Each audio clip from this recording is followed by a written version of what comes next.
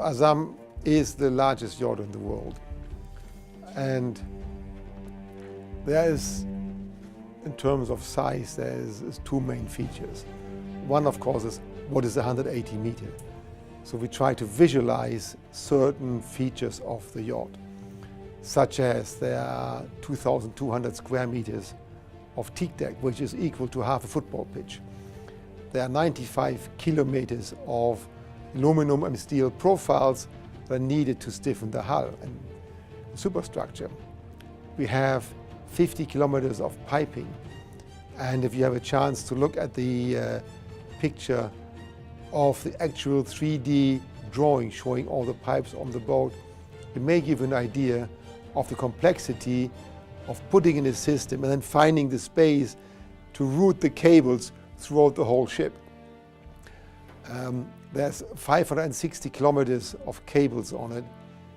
You get an idea when you see some of the pictures of tons of cable hanging from the deck. So this is to visualize the kind of quantities that go in it. The paint is enough to paint 38,000 cars.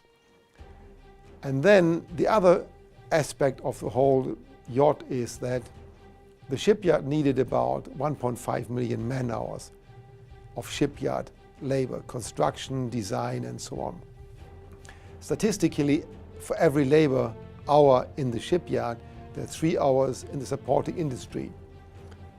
Carpenters, painters, the engine manufacturers, the air condition, the cables, the steel. So the total amount of man hours that were necessary to create Azzam were about 6 million. If you translate that in these days, I think it's very important. Into employment, you realize that Azzam, as a contract, created employment for 4,000 families, which I think in today's world, if a private individual says, I give you so much money that you can give employment for 4,000 people and keep their families alive and happy, I think everybody would be very cheerful. So I hope that people understand that yacht owners shouldn't be criticized, but they actually should be complimented, and we should be grateful to them that they spend their private money and create lots of employment. And it is a technical challenge to build a boat of that length that goes 34 knots, and you're still able to discuss and have a proper conversation in the main sitting room above the engine room, like we sit here, and that at over 30 knots of speed. There is a lot of material that came from Italy, and as you said, the main feature, the design, which is very special, that's done by a very good and competent Italian designer, Mario Pedol.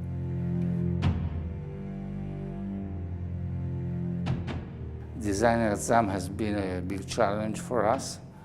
It was a great achievement, more than for its length and for being the biggest, the largest yacht in the world. I would say for the result. Of course, this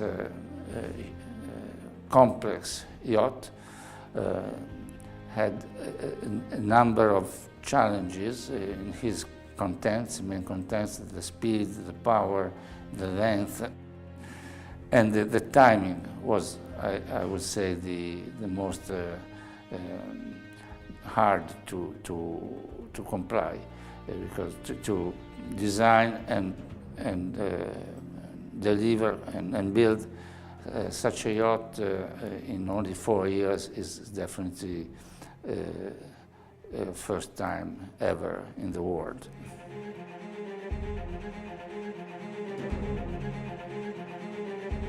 We had a lot of appreciation and compliments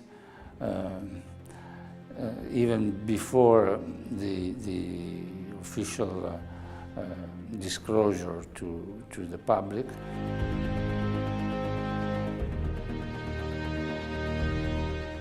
Then when after the launching in April 2013, I must say that the general comment is she is very well balanced in his proportions, in her proportions, and also looking smaller than what she is, which in our philosophy it's also a good result.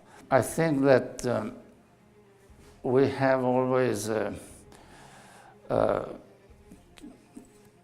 stayed with our philosophy, which is to combine elegance with functionality, and in almost 30 years of activity, we are now recognized and appreciated for that.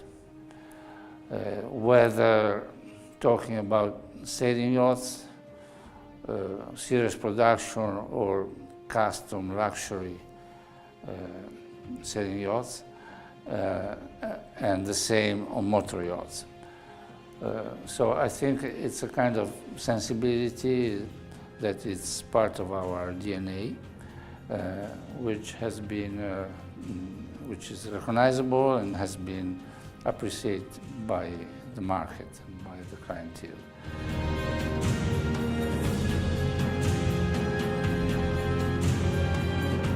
I don't think, first of all, the 180 meter is not the result of a race for the biggest boat. If you look at Azzam, you'll see she has a very long foreship. That's about 60 meters. You can make it 50 meters. It's still very long.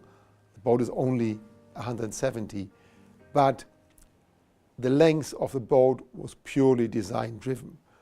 What made the designer, and more importantly, the owner happy in terms of the balance of the design. So this owner doesn't need to join in the race for the biggest boat. I think people, the clients of today, make a very conscious decision about the size of the yacht. And the size of the yacht is not any longer like, mine needs bigger than another one. The size of the yacht today is purely a function of the features and the space requirement inside the boat. We've seen a number of clients that A, have the means to build bigger, and B, have no problems if they would build bigger, but they say, I don't need a bigger boat.